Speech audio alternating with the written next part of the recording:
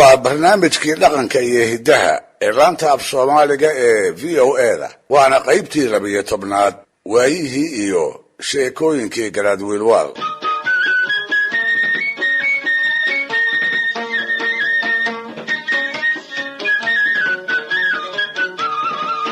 dhegaystayaal, sida laga garan karo sheekooyinka naga soo gaaray ee qaarkood aan barnaamijyadan idinku maqashiiyey, wuxuu wiilwaal ahaa geesi dagaalyahan ah, haddana keligii taliyuu ahaa.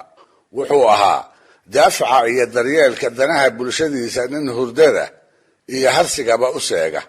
haddana wuxuu ahaa isla bulshadaas nin gacan bira ku maamula, marar badanna cayaayir ku laaya.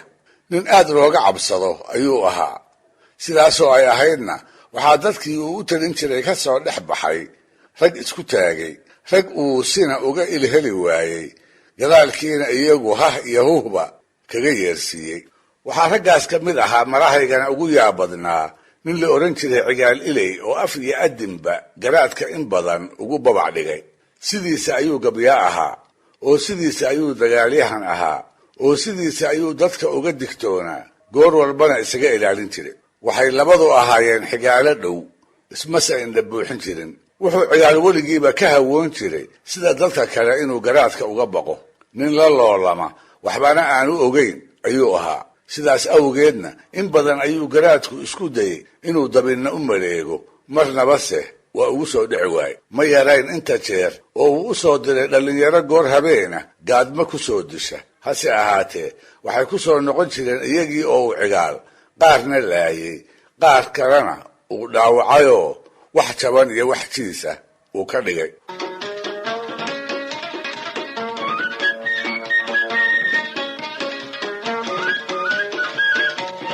waagii dambe wiilwaal oo garan la si alla si uu cigaal uga ilhelo ayaa goor ay habeenbarkii tahay waxay sheeka dhex martay dumarkii u dhaxay middood. jeer dambe oo ay kala seexan lahaayeen ayuu ugu faanay geyiga ballaarka badan ee ay ku dhaqan yihiin inuu isagu rag oo idil ugu xirri badan yahay, ugu xeel dheer yahay, ugu geesisan yahayoo nin u soo badheeri karaaba aanu ku noolayn. markaas bay waa dahabe waxay ku tiri, garaadow, arrintu ma aha siday adiga kula tahay, dunida rag kalaa kula jooga.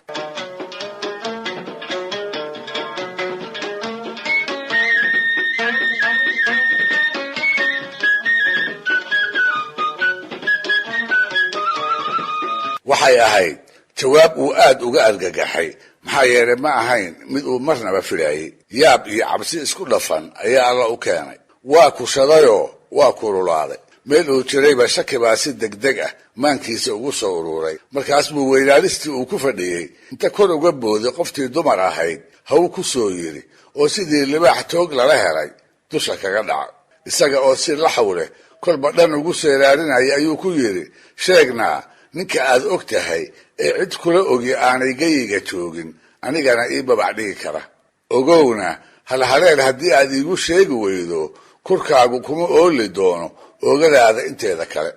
dabadeedna iyadii oo isku dayaysa farihiisa xoogga badan inay luqunteeda ka fujiso ayay tidhi, garaadow, ninka aan sheegayaa waa midka igu soo dhiiraday, oo isaga oo og inaan adiga kuu dhaxo habeenada aad iga maqan tahay igu soo dheelmada. waa ninka waaga ii bariya, isaga oo iga raba inaan dharka isaga furo.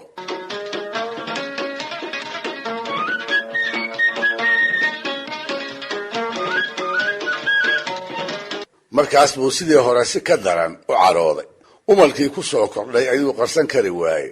sida baarqab gorongoray oo qooqii gugu uu la tegey ayuu qowrallada abuurka keenay. wixii ay dhegihiisu maqleen ayuu rumaysan kari waayey. kolkaas buu inta haweenaydii sii daayey, hadalkiina u qaboojiyey, wuxuu ku yidhi, sharac allee, ninka sidaa igula kacay magaciisa ii sheegoo degdeg igu sheeg. waxay tidhi, anigu haatan cidnaba magac dhabi maayo, ha yeeshee waan kuu tilmaami oo si aad ku garato ayaan kugu sheegi. wuxuu yidhi, waa tahay, bal ii tilmaan. waxay tidhi, waa ninka marka saa dambe geedka shirka la isugu yimaado ku lulmoon doona.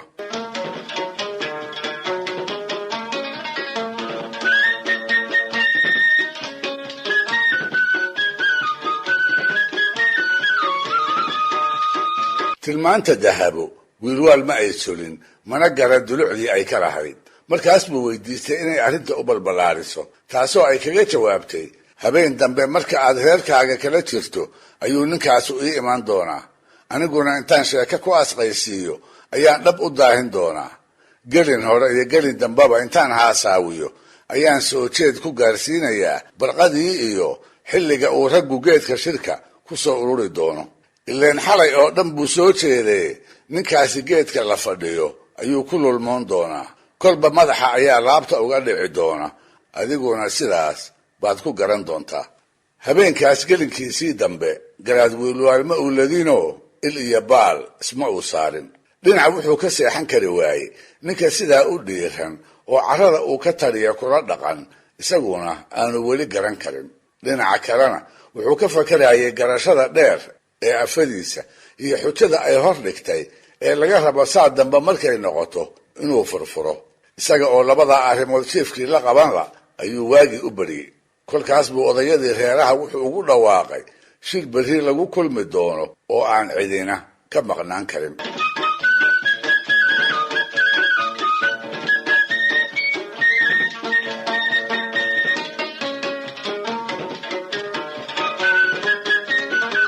isla maalintaas gelinkeedii dambe ayay dahabana waxay fariin u dirtay cigaal ilay si uu cawadaas ugu yimaado iyaduna ay u haasaawiso.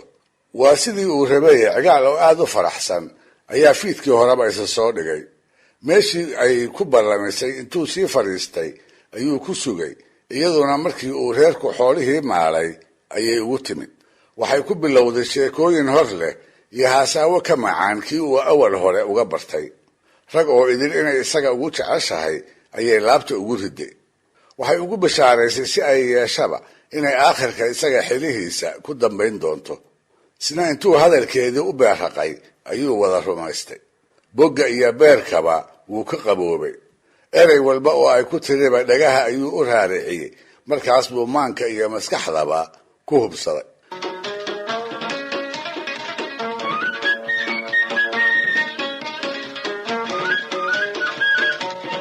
riyadaa quruxda badan ayuu fiidkii hore ilaa aroortii ku jiray. markii ay qorraxdii bari ka soo iftiintayna waxay ku ambabixisay erayo macaan badan, isaga oo weli la jooggeeda sii raba. iyada oo ilka cadcad iyo cirid madow badan ugu qoslaysa ayay sagootisay.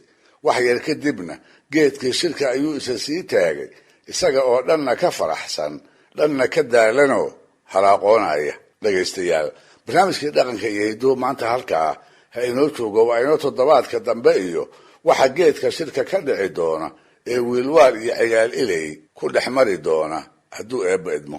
waana qaybtii 13aad waayihii iyo sheekooyinkii garaad wiilwaal.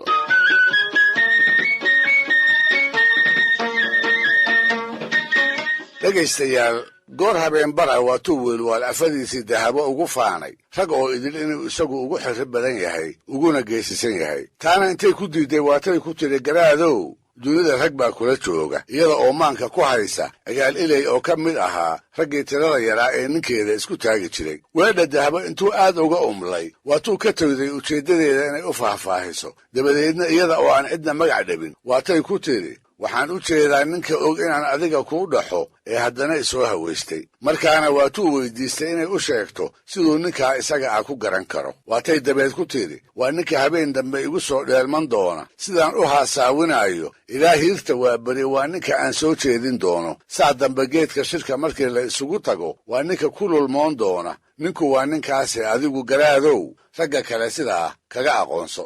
siday caadadu ahayd geedka markii lagu soo dhammaaday ayuu wiilwaal hadalkii u hormaray. wuxuu wax ka yidhi arrimo ku saabsan daaqa iyo degaanka tolka iyo dadyowgii ay dariska ahaayeen, wixii qaan ahaa oo kaga maqnaa amaba iyaga lagu sheeganayay. waa nin wax u dan lehe hadalka wuu dheeraynayaa si uu shirka u daaliyo. intii uu dabaybanayay oo dhanna raggii goobta fadhiyey ayuu mid mid isha ula raacayaa, bal inuu arko kii ay dahaba u tilmaantay. barqaharaac markay ahayd ayuu indhaha ku joojiyey cigaal ilay oo gamanyoonaya. qoorta ayuu laalaadinayaa, garkuna galowda korkeeda ayuu ku qotamaa. marba hoos ayay luqunta uga dhacaysaa, haddana intuu isgarto ayuu soo ceshanayaa. indhaha ayuu kolba isku qabanayaa, haddana intuu marmarto ayuu kala furayaa. wiilwaal oo tilmaantii afadiisa wax ka arkay ayay markaa wax u iftiimeen. cara ayuu ismadax maray, markaas buu si degdega cigaal isu dultaagay. warankii uu midigta ku haystay intuu dushiisa ku gelgelay ayuu ku tuuray su'aal aan xujo ka marnayn, isla markaasna sarbeeban. wuxuu ku yidhi, cigaalow halku xamay. isna intuu ujeeddadii gartay ayuu kaga jawaabay, ima xamane waa hamiyey garaad xirsow. markaas buu wiilwaalna ku yidhi, cigaalow maxaad ku hamiday? naase dameeraad ma horaaddaah mase waa dambeeddo? cigaal oo inuu lulmooday dafiraaya ayaa dulucdii hamigiisa sidaa ku sheegay.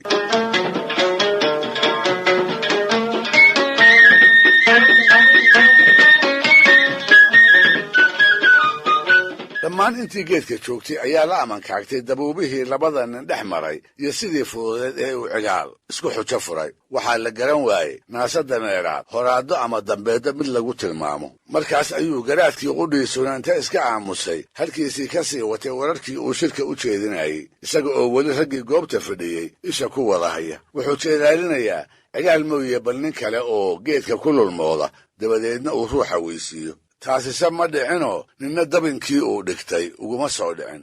maxaa yeelay wuxuu is adkeeyaba cigaal baa mar kale si muuqata luquntii u laalaadiyey. markaas ayuu wiilwaalna hadalkii inta hakiyey warankii kula boodayoo inta dushiisa ku gelgelay ku yidhi, halku xamay cigaalow. cigaalna sidiisii intuu ku jawaabay ayuu yidhi, ima xamana waa hamiyey garaadow.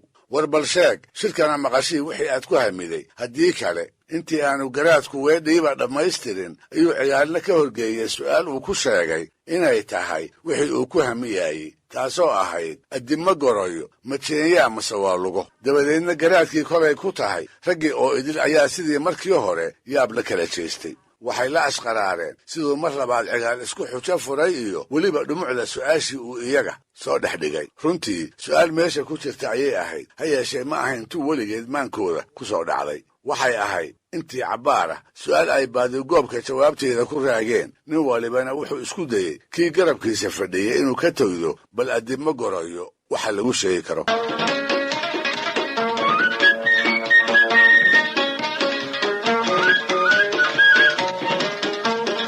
waa garabgaab ay xoolihiina soo hoyaad yihiin. godkii galbeed ee ay ku qarsoomi jirtay ayay qorraxdii ku sii durkaysaa. lo'dii oo insaarixihina waxay tiigsanaysaa golayaashii la fadhiisan jiray iyo halkii ay weylaheeda ku ogeyd. ha yeeshee garaad wiilwaal weli waa taagan yahayoo isaga oo hubkiisii u dhan yahay ayuu dabeebanayaa. guurtidii tolka iyo raggii u dagaalami jiray ayuu la hadlayaa, isaga oo warka dheeraynaya oo si kabadbadis ah u faahfaahinaya. ninkii oday ahaa isaga daal warkiise, kii dhallinyaro ahaa ayaa daal u dhimanayo oo jeclaan lahaa maruun inuu garaadku shirka soo gebagabeeyo. iyagu waa moog yihiin, isaguse wuxuu weli jeedaalinayaa cigaal mooye bal cid kale oo meesha ku lulmoota dabadeedna uu ruuxa weysiiyo. waxaa la bilaabay in si hoose la isu weydiiyo, war hadal la is yidhaahdaa maba harine muxuu garaadku meesha inoogu hayaa?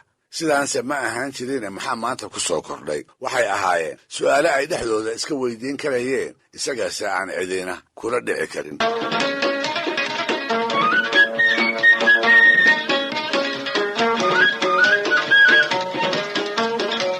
iska dabeebtaba mar saddexaad ayuu indhaha ku joojiyey cigaal oo inta madaxii kor u hayn waayey kolba laabta ka soo ceshanaya, iyada oo dhammaan raggii kalena ay qun u fadhiyaan oo daal foolkooda ka muuqda ha joogtee aan mid lolmoonayaa ku jirin. markaas buu dhab u cadhooday. umal daraaddii ayuu dhulkii cagaha ku hayn kari waayey. ilkaha ayuu isku lisayaa. wuxuu u hamuuman yahay dhiigga ninka gurigiisa iyo afadiisa ku soo dhiiraday. waxbaa kuu bidhaamay intuu isidhi ayuu mar kale boodda ku dul joogsaday cigaal iyo halkii uu shirka ka fadhiyey. isaga oo kaalkii dushiisa ku gelgelaya ayuu kaga naxsaday erayadii uu hadda ka hor labada jeer weydiin jiray ee ahaa, halku xamay cigaalow. cigaalna tabtii uu u jawaabi jiray intuu u jawaabay ayuu yidhi, ima xamana waa hamiyey garaad xirsow. wiilwaal oo ay la tahay moogaan inuu cigaal dabankii ugu soo dhacay ayaa dabeed ku guulguulay, war bal sheeg, shirkana maqashii waxa aad ku hamiday, haddii kale galabta hooyadaa way kaa gablami. markaas buu cigaalna isaga oo deggan wuxuu ku jawaabay, garaadow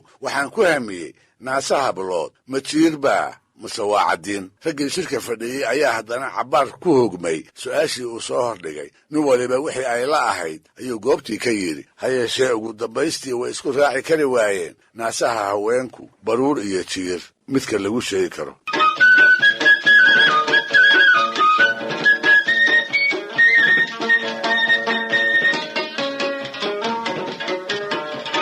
markuu heli kari waayey marmarsiyo uu cigaal inay ku xujeeyo ayuu wiilwaal shirkii soo gebagabeeyey dabadeedna nin waliba reerkiisii ayuu u dheelmaday iyada oo lagu wada howlan yahay helista jawaabaha su'aalihii cigaal soo jeediyey fii dambe maray tahayoo xoolihii ay xeryaha ku xasileen ayay wiilwaal iyo afadiisii isku keliyaysteen wuxuu uga warramay shirkii iyo sidii ay wax uga dhaceen wuxuu ku yidhi raggii shirka joogay nin keliya ayaa 3 jeer iila ekaaday wax lulmoonayo oo hurda hayso ha yeeshee kolkii aan weydiiyey sababta uu 3 jeerba la lulmooday ayuu ku andacooday wixii uu la fooraray inaanay lulmo ahayn uu ku hamiyaayey arrimo wareeriyey oo uu jawaab u waayey 3 jeerba wuxuu soo bandhigay su'aalo lala yaabayoo jawaabtooda shirkii oo idili uu garan waayey isagiina loogu garaabay sidaa darteed aniguna waan iska daayey kolkii aan u waayey marmarsiyo aan ku xujeeyo kolka sharaca leehayga qarinne ninka magaciisa ii sheeg dahaba ayaa markaa ku tiri iska seexa garaadow shirka dambe ee raggu isugu imaan doono ayaan waxaan ninkaa kuugu yeedhi astaan aadan marnaba ku garan waayi doonin dhegaystayaal barnaamijkii dhaqanka iyo hidduu maanta halkaa aynoo jooga waa inoo toddobaadka soo aadan iyo waayihii iyo sheekooyinkii wiilwaal qaybtii ugu dambaysay hadduu eebba idmo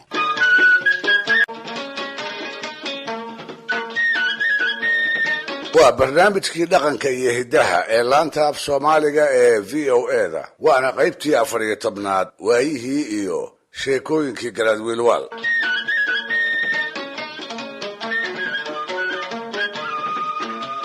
dhegaystayaal intiina barnaamijyadan ku taxanay sidaad horeba u ogaateen cigaal ilay wuxuu ahaa nin dhiiranoo wiilwaal far dheeraatay ku noqday wax kale iska daayay gurigiisa ayuu u daba maray sidaa darteed buu garaadku in badan ku dadaalay inuu u helo marmarsiyo uu ku dilo marnaba se taasi uma suuro gelin waxaana u dambaysay xeeshii ay afadiisu maamisay waa halku xamay sheekadii la baxday ee geedka shir ka dhacday cigaalna uu ku degmi waayey wiilwaal oo ay ka go'an tahay inuu dilo ninka dahaba soo damaaciyey ayaa iyadii ka duraantay inay magaciisa u sheegto markaas bay ku tidhi cidna magac dhabi maayee tilmaan baan ku siin habeen dambe intaan u yeedho markuu ii yimaado ayaa ninka go'iisa sare tafta ka goynayaa adiguna markaad geedka isugu timaadaan waxaad isu fiirisaa go'iisa iyo go'yaasha ragga kale ninka isoo hawaystay waa midka uu go'iisu taf go'naan doono hawraarsan ayuu yidhi habeenkaana sidaas bay ku kala seexdeen maantii lagu ballamay ayaa la isugu yimi geedkii lagu shiri jiray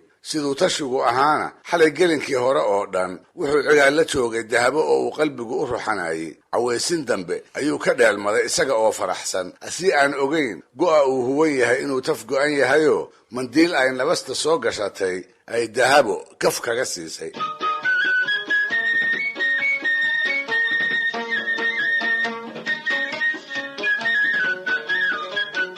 had iyo jeer cigaal ilay geedka shirka wuu ku soo hormari jiray maalintaasna iyada oo rag yari fadhiyo ayuu soo gaaray go'iisii intuu doonyooday ayuu nin ay shaxwadaag ahaayeen jalo la dhigtay cabbaar kadibna intay shaxdii iska joojiyeen ayay ku biireen raggii kale oo marna kaftamaya marna iswaraysanaya waxay kaftanka iyo iswaraysigaba ku sugi jireen garaadka oo ay u badnayd goor uu raggu jectaday inuu geedka yimaado cigaal oo dhagaha u raaricinaya gabyaatix uu dhowaan tirshay ragga ku maaweelinaya ayaa gundihiisa eegay suu wuxuu arkay go'dii uu doonyeysnaa qaybtiisa hoose oo cad idili uu ka maqan yahay markaas buu inta yaabay hoos isu weydiiyey talow go'u waaba cusbaaye yaa tafta gooyey dareen baa galay weli wuxuu xusuusan yahay shirkii hore siduu ugu sigtay wuxuu u qaatay kanina inuu yahay shirqoo la rabo in dilkiisa loogu marmarsoodo sow inuu haddaba si deg deg ah maanka uga shaqaysiiyaa lama gudboonaan markaas buu sidii isaga oo la faqaaya raggii geedka fadhiyey midba mar soo dhinac fadhiistay go'ii uu nin waliba huwanaa ayuu taftiisa cad ka gooyey si go'yaasha la qabo oo idili ay isku mid u noqdaan kiisa keliyihiina aanu u taf go'naan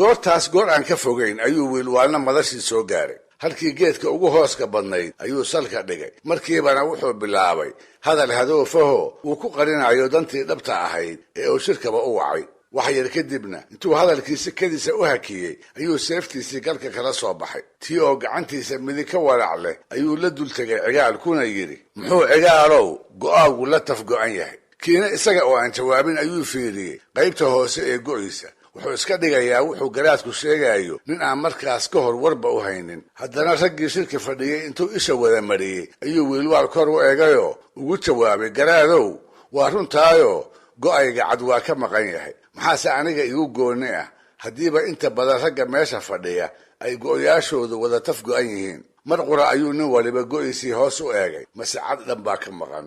yaab baa lala kala jeestay, garaadkiina amankaag buu la madax wareeray. maalintaasna cigaal xujo waa loo waayey, xirribtiisii weynayd ayaa badbaadisay. ha yeeshee wiilwaal weli ma samrin.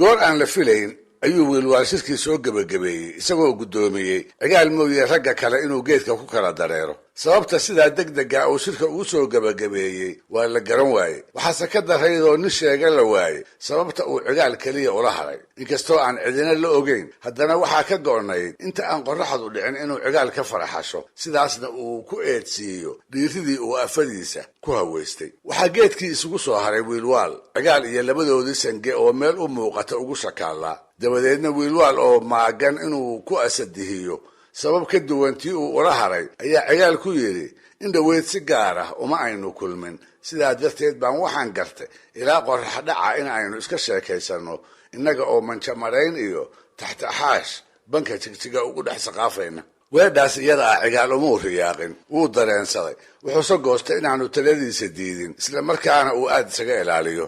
ha la yeelo garaad ayuu ugu jawaabay, isaga oo weliba u ilka caddaynaya. waa kuwaa haddaba iyagii oo bartamaha banka dhex saqaafaya, labadoodii baxdowna ku jooga. mid waliba qalabkiisii dagaalka ayuu ku raran yahay. danta garaadku waa cigaal inuu gaadmo ku aao, inuu haad ka helo oo markuu isdhigto uu labada waran isu dhaafiyo. waa kuwaa isgarab wada, labadoodii farasoo si qabow ula kadlaynaya. wiilwaal baa sheekaynaya oo hadba iska keenaya qosol aan bushimaha dhaabsiisnayn. cigaalna isaga oo ka digtoon ayuu ka wargurayaa, ilqooreedda ayuu ka eegayaa. wuxuu og yahay ilmilicsana allaha ka dhigay hadduu ishalmaamo inuu halhaleel kurka kaga jari karo. gacanqaad kasta oo xaggiisa laga fili karo ayuu si dhiifoon ugu tooghayaa.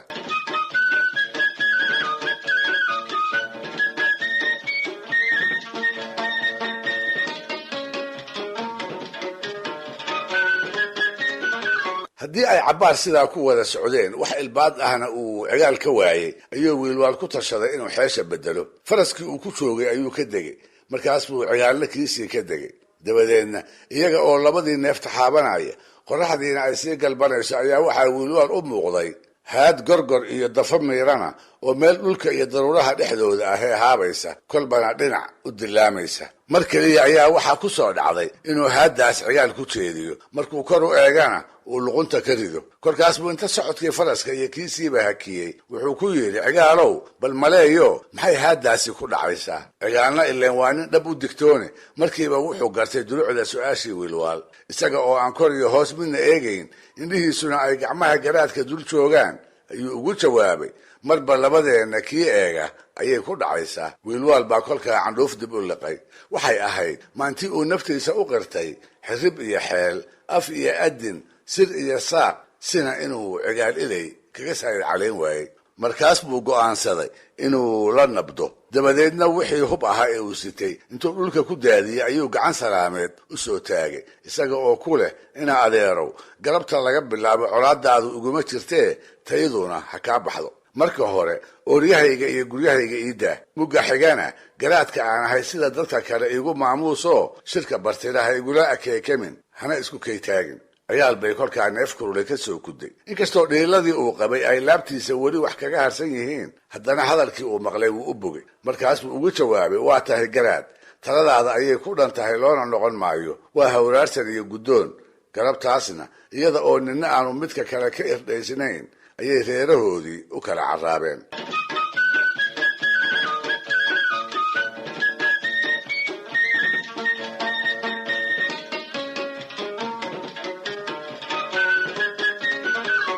waa dambe oo uu gaboobay ayuu garaadku sheekeeyey. wuxuu ku dheeraaday hoog iyo ba wixii uu rag ku falay. wuxuu ku xejiyey wixii isagana ay rag kale ku markadeen iyo tabihii ay uga saayid caleeyeen. si gaara wuxuu u xusay arrintii isaga iyo cigaal ilay dhex martay ee ay waagii dambe ka heshiiyeen. kolkaas buu sheekadii wuxuu ku soo idleeyey rag hooyadiisna waan u hayayoo walaalow wax uu ku dhaamo waan waayey, taasoo noqotay hawraar ay soomaalidu ku mahmaahdo, gaar ahaan markii la isla helo tan eebba mooye awood kasta oo kaleba inay soo hodin leedahay. dhegaystayaal, barnaamijkii dhaqanka iyo hidduhu maanta halkaa ha inoo